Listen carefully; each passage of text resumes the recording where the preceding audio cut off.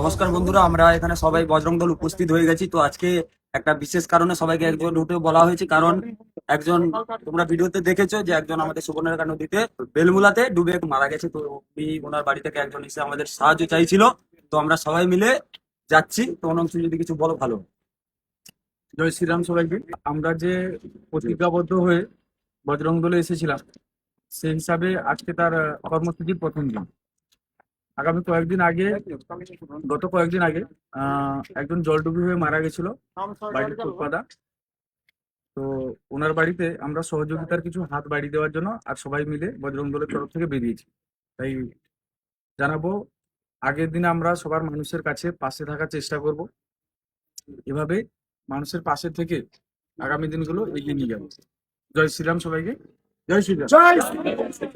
Naba Parvati পতে Har Har Mahadev.